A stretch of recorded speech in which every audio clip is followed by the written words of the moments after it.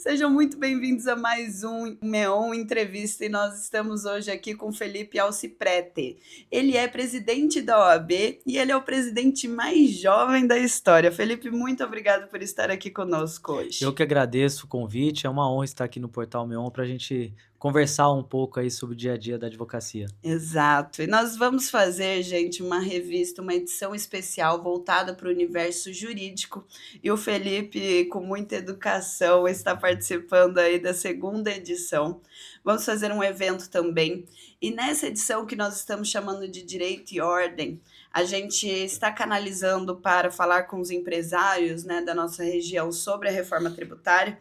Mas ontem, como a gente estava conversando, eu estive num evento que eu fiquei em choque, porque a tecnologia ela está mudando muito o comportamento.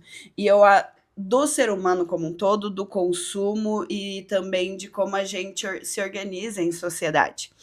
E aí a gente estava conduzindo toda a produção da revista para falar só sobre reforma tributária, mas eu acho que não é justo nem com o nosso público, nem com os advogados, nem com os clientes, se a gente não trouxer e abordar o tema, na verdade, da tecnologia e o impacto disso dentro do universo jurídico. E a primeira pergunta que eu quero fazer é: nós estamos preparados, né?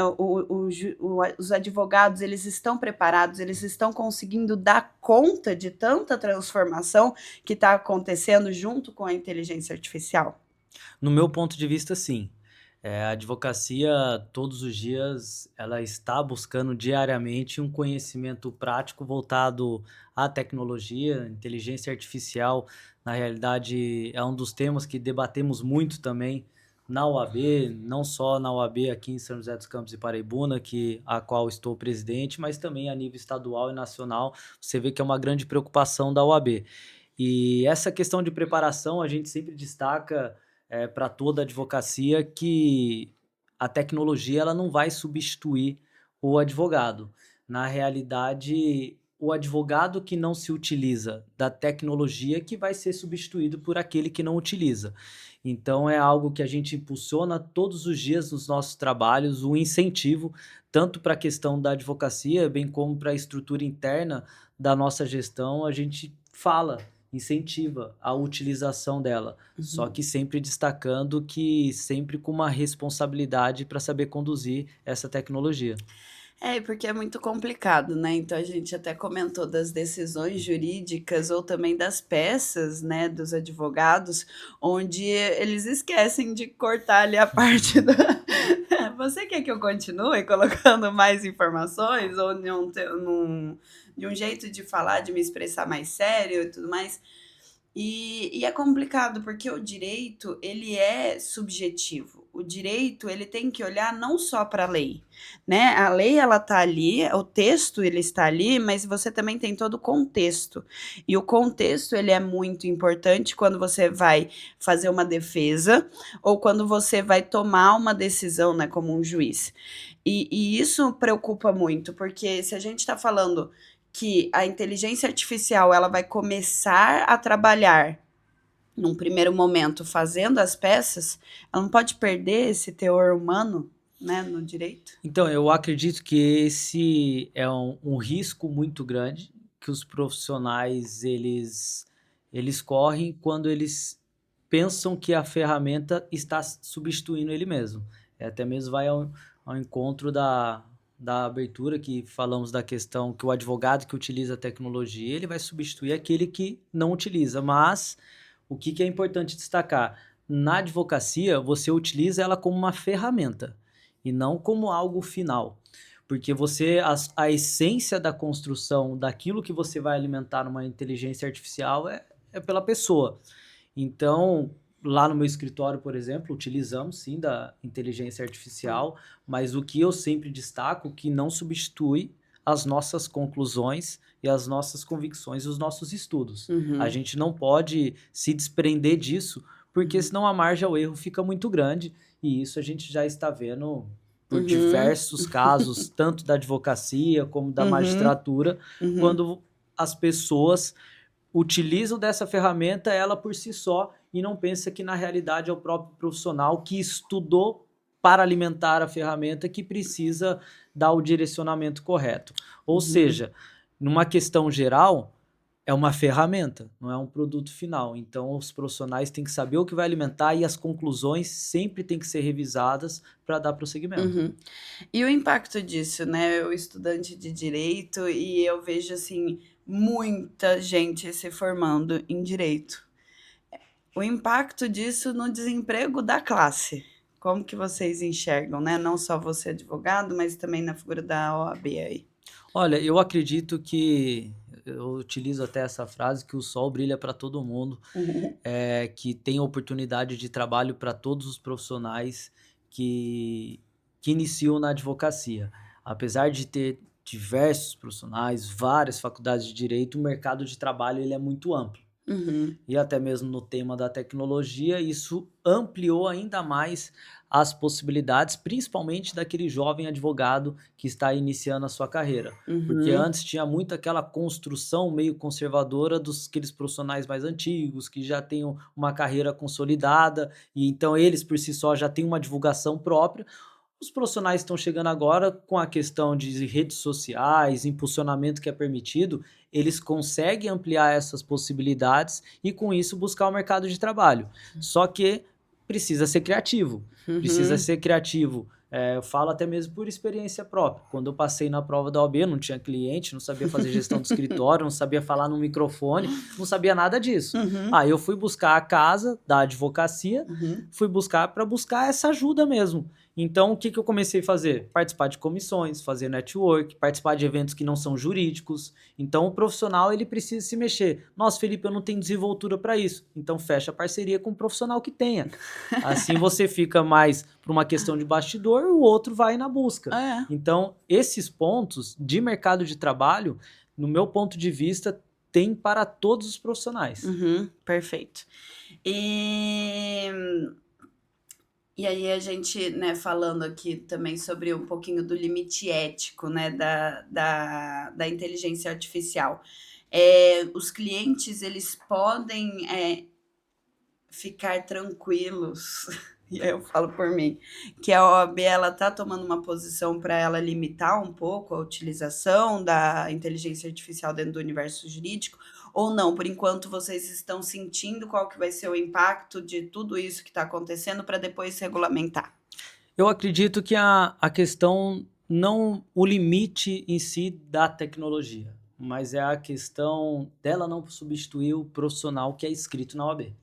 Essa é a grande questão, porque quem é regulamentado é o profissional em si, não uma tecnologia que ele eventualmente venha a utilizar. Uhum. A questão é a utilização com responsabilidade, que não pode substituir o próprio profissional. E isso, a OAB, ela tem sim uma regulamentação que ela por si só ela engloba quem está utilizando a tecnologia ou não, que lá tem os deveres éticos, profissionais, Uhum. tem a questão de responsabilidade, tudo que tem a utilizar, a questão do sigilo profissional e por aí vai. Então, isso já é regulamentado. A grande questão é, o profissional tem que entender que quem é regulamentado é ele.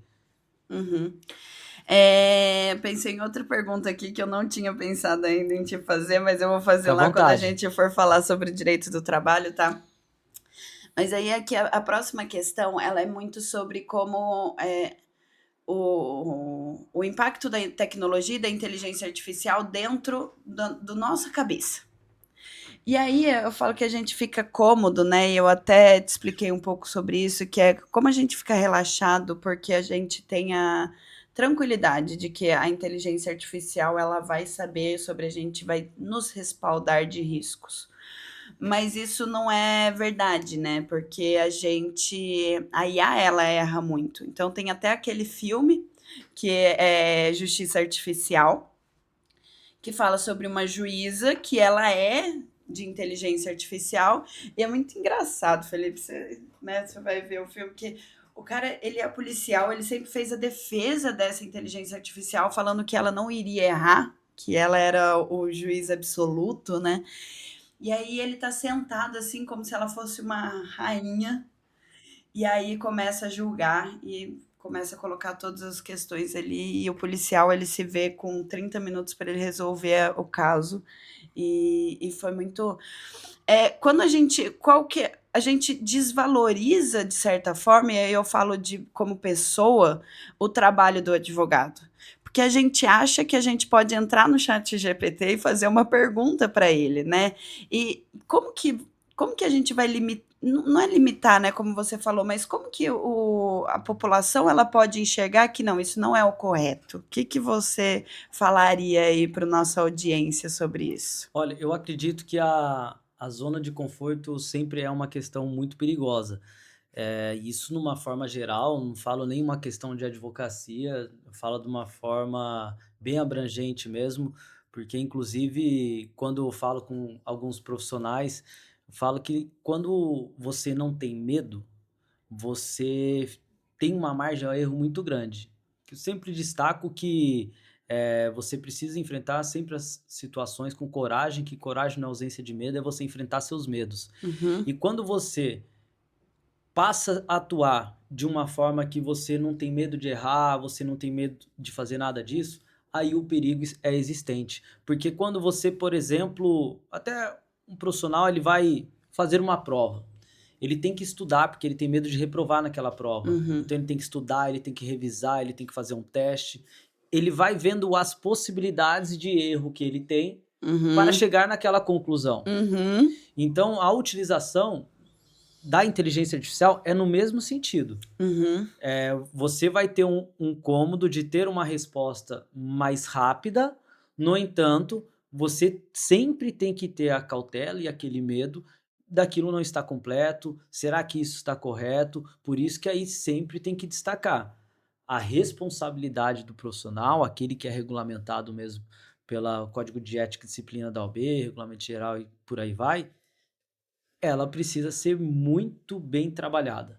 uhum, Porque quando você fica numa situação cômoda, até tem um livro do Mário Cortella que ele cita uma situação que quando você chegar e for viajar e o piloto falar que ele está tranquilo, que não tem medo de nada, aí você tem que começar a desconfiar, porque aí ele uhum, não conferiu se o avião está abastecido, não conferiu uhum, se tenha a saída de emergência correta, não conferiu nada, porque ele uhum, está cômodo. Então a margem de erro dele amplia muito. uhum, Então esse comodismo que dá a inteligência artificial tem que ser trabalhado diariamente por todos nós. uhum, Então eu acredito que você pode ter uma situação de cômodo, mas quem ficar numa situação cômoda, você pode ter certeza que vai ser substituído no mercado de trabalho. uhum. Isso é muito importante mesmo.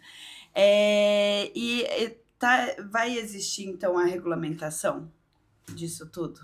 Olha, hoje tem uma regulamentação questão ética. Isso já tem na Tá. OAB, a questão ética da forma que você trabalha, tudo isso já tem regulamentado. Tem até a questão da publicidade na advocacia, que Uhum, também é regulamentado. claro. Que a advocacia você tem que fazer uma publicidade discreta e moderada, e até mesmo para acompanhar um pouco da evolução tecnológica, pode fazer um impulsionamento Uhum, que uhum, antes tinha essa grande discussão. Então uhum, hoje é possível fazer um impulsionamento. O que uhum, você não pode é instigar o litígio e algo nesse sentido. uhum, Então hoje já é regulamentado. A uhum, grande questão é que sabemos que a tecnologia ela avança todos os dias e não tem uma área que fala que está acompanhando na mesma velocidade que as tecnologias são criadas. uhum. Então a dinâmica daquele que vai interpretar tem que se moldar também com a realidade do dia a dia.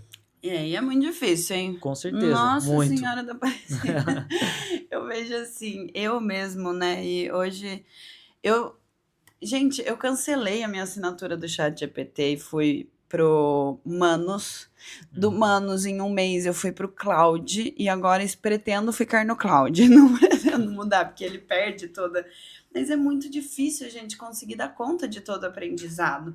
Mas é uma coisa que realmente é necessário, né? Senão a gente vai ficar para trás. Você pega criadores de site.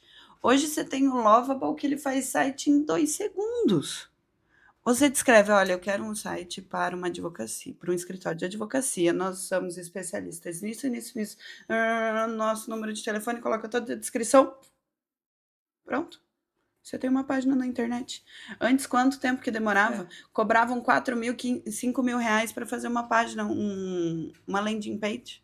hoje em dia Então, qualquer um faz. qualquer um faz. Então eu fico assim. Eu saí assustada ontem, né, do evento, porque inclusive muda o formato da gente se comunicar, na Aham. verdade, as relações humanas elas mudam. Passaram um número que assim, 80% dos pedidos dos restaurantes já são feitos dentro de casa.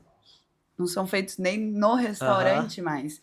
E aí fala isso daí, né? O palestrante ele fala assim, fala muito sobre o comportamento humano. O ser humano não quer mais nem dar um oi, né? Que não quer nem. Só que ao mesmo tempo eles falaram assim, é, ao mesmo tempo que o ser humano não quer mais dar oi pro garçom ou pro dono do restaurante, ele também pesquisa muito na internet como fazer amigos. Para você ver. É Como que a que é? tecnologia, de uma forma geral, e um do ponto que você mencionou, você usou uma palavra que é a palavra-chave, é muito aprendizado. Então, eu acho que essa é a palavra-chave em relação a tudo que a gente está Uhum, conversando aqui. uhum, Tecnologia tem que ser atrelado com aprendizado. O uhum, aprendizado é da forma que você vai utilizar. uhum. E essa questão do afastamento das pessoas com a tecnologia, isso é algo que de fato é um desafio, inclusive para a OAB, porque Uhum, hoje os processos são digitais, antes você ir no fórum estava cheio. uhum, Hoje em dia é só a Justiça do Trabalho que acompanha isso, porque as audiências são todas presenciais, a via de tá. regra são presenciais, então tem aquele contato direto com o profissional. Então a gente tem que promover eventos, inclusive para unir Uhum, mais a advocacia e a gente saber também quais são as necessidades. Porque por conta da tecnologia e esse afastamento que as pessoas têm, às vezes não chegam às demandas que de fato precisamos trabalhar. uhum. Então é por isso que vai ao encontro das questões que a gente estava falando dos eventos. A É. gente precisa de fato promover eventos para unir essas pessoas e também inserir elas no mercado de trabalho de forma prática e atualizada. Legal, isso daí eu vou inclusive falar com o Frediano, né, que você falou que dá pra Da gente Univap, da Univap, pra gente grande fazer parceiro nosso. esse movimento aí para eu tentar também impactar de forma positiva, né, que é uma das ações que a gente quer fazer tanto com o MEON e com certeza a OAB também tá com essa vontade. Com Bom, vamos certeza. passar para o bloco 2, então. No bloco 2 nós vamos falar então sobre a sua área. Ah, o senhor é especializado em direito do trabalho, Sim, correto? correto. E toda a tecnologia, ela está impactando também nas as relações de trabalho. Então, é muito engraçado, né, quando a gente pensa assim que, quando entrou o Uber, provavelmente você se lembra também que os taxistas ficaram loucos, né? Foi aquela briga, meu Deus do céu, vai roubar o emprego de todo mundo. Existe ainda o táxi, conseguiu, né, convive ali com o Uber numa desproporção. O Uber, eu acho que é linda a empresa, porque ela facilita o acesso ao mercado de trabalho, ela não deixa as pessoas desempregadas, muitas delas, né, quem tem carro. Você consegue trabalhar em diferentes áreas, consegue trabalhar da hora que você quer, a hora que você não quer, né? Então você consegue parar, tem uma facilidade muito grande. Tem uma remuneração que poderia ser melhor, mas ela dá Com uma certeza. remuneração, né? Então você já tira as pessoas talvez de uma miséria absoluta que elas passariam com toda essa mudança tecnológica. Mas também você vê uma facilidade muito grande do trabalho ali dentro, do acesso ao trabalho. E, e aí a gente pega os profissionais que eles estão fazendo 2 ou 3 jornadas de trabalho para conseguir sustentar a vida, que essa é uma realidade no dia de hoje. E esses profissionais eles prezam pela pejotização, mas ao mesmo tempo eles muitas vezes eles entram com litígio ali, né, reclamando e pedindo seus direitos para as empresas onde eles trabalham. E aí a gente até teve o STF, né, ele suspendeu todos os processos envolvendo terceirização, pejotização, Pejotização. pejotização. E eu não sei nem como que está a situação agora, se voltou. Como que você enxerga toda essa modernidade e esse impacto nas relações de trabalho? A Justiça do Trabalho, ela está mudando a forma de ver o trabalho, a regulamentação do trabalho? Como que está isso? Olha, esse tema, quando saiu a discussão da Uber, era até um artigo que eu estava mandando para o mestrado, que eu fui fazer uma pesquisa empírica sobre esses casos, quantas ações que tinha no tribunal. Uhum, uhum, E isso era uma discussão que, quando você se depara com isso, a gente encontra um cenário bem delicado. Primeiro, a questão da regulamentação. Uhum. Pedem vínculo de emprego por conta da frequência de trabalho e, da mesma forma, destacam também a outra linha de raciocínio, que é um trabalho autônomo. Uhum. Só que quando você analisa isso, é algo que, de fato, quando não tem algo regulamentado de forma tão específica para determinada situação, vai para o Poder Judiciário interpretar aquela relação existente.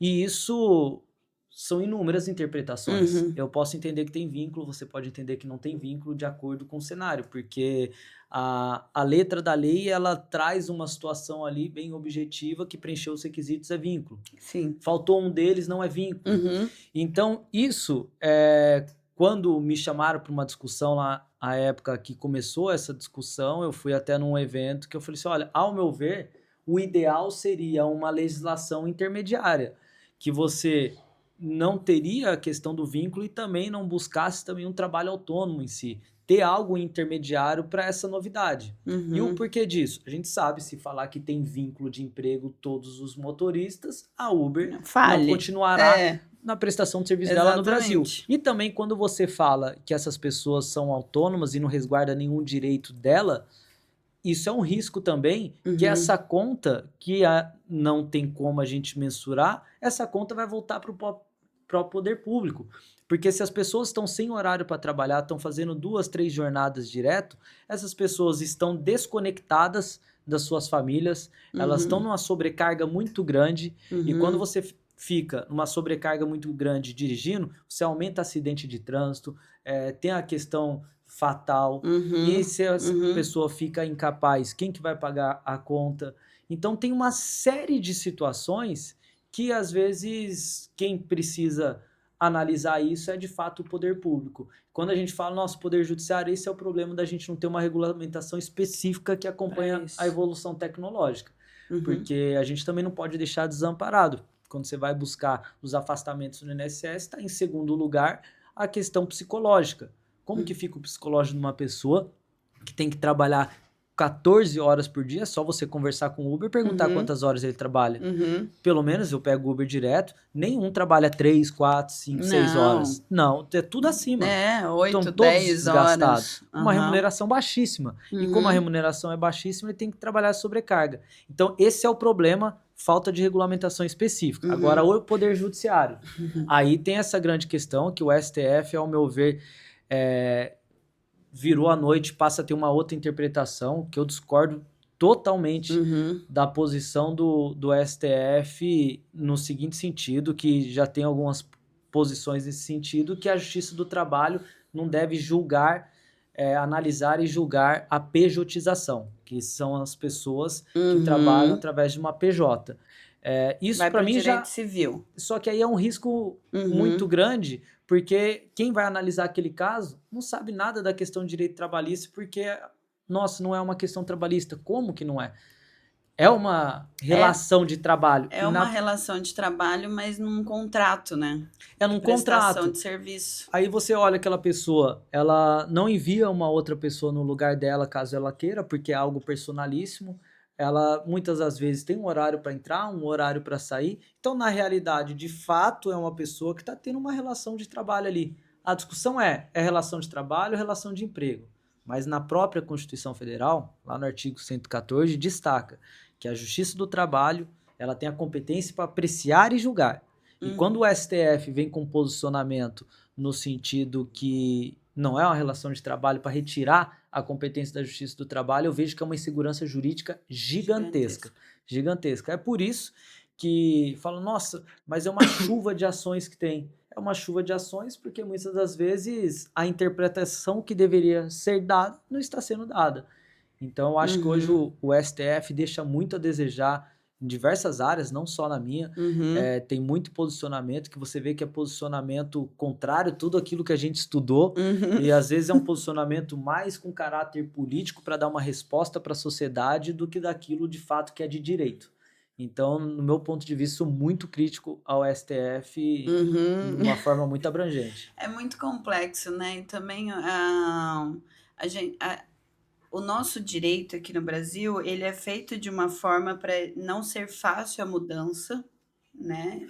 Então a gente tem ali um processo para a gente conseguir fazer alguma alteração dentro da norma e fazer essa aprovação, mas ao mesmo tempo é tão necessário, né? Porque tá tão rápido toda a mudança que se a É, gente continuar da mesma forma, só que se a gente abrir para alterações mais fáceis, assim, interpretações mais fáceis, é, o risco pode ser muito grande, porque aí você vê os nossos legisladores maiores utilizando isso como ferramenta política, né? E exato. aí como que a gente se Principalmente nesse ano protege? que estamos, né? Exato. A gente vê que hoje as propostas, principalmente de legislador, às vezes nem é proposta de legislador, mas coloca isso mais para angariar uma questão de voto do que analisar de forma sensível aquilo que deve ser impactado de forma social e econômica. Porque quando Perfeito. falamos dos trabalhos, impacta de forma social e econômica Uhum. todos que estão nessa cadeia, né? É, e é muito difícil, e aí a última, né, questão mesmo para a gente trabalhar aqui, que é o equilíbrio entre a proteção da empresa e a proteção do trabalhador, né? Como que a gente encontra esse equilíbrio, né? Você estudioso da área, é muito difícil. E a justiça do trabalho sempre foi muito dual e muito difícil de lidar, encontrar um equilíbrio. Uma parte sai achando que ela está muito lesada, né? É muito complexa.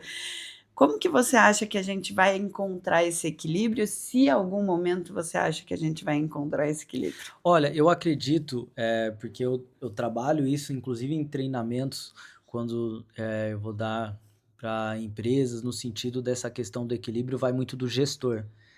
Porque o empresário, eu sei que tem que analisar quanto entra e quanto sai. Só que você não pode ficar só nessas duas pontas. Você tem que ver esse processo para ver quanto entra e quanto sai. Como que isso pode ser otimizado, proporcionando também uma saúde e segurança de trabalho para aqueles que estão nesse processo. Uhum. Porque quando você visa apenas a questão do lucro, você se esquece de muitos direitos que estão naquele caminho.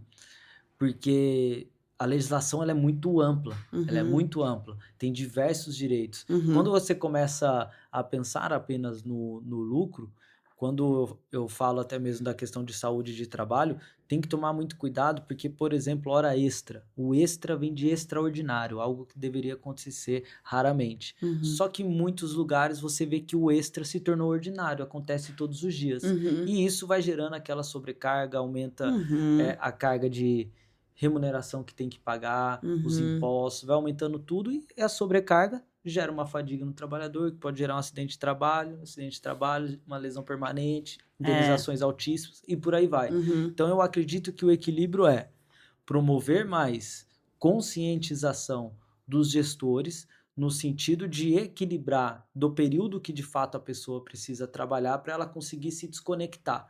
Quando você consegue se desconectar do Você trabalho, relaxa. você aumenta a Uhum. sua produção e Uhum. também se você aumenta a sua produção naquele espaço de tempo que a pessoa está lá, você aumenta o seu lucro. Então, eu acho que o equilíbrio vai dos gestores. Porque Perfeito. se isso não acontecer, aí vai para os lugares que a gente sabe que não tem como a gente garantir uma segurança jurídica no Poder Judiciário hoje. Não tem Perfeito. como.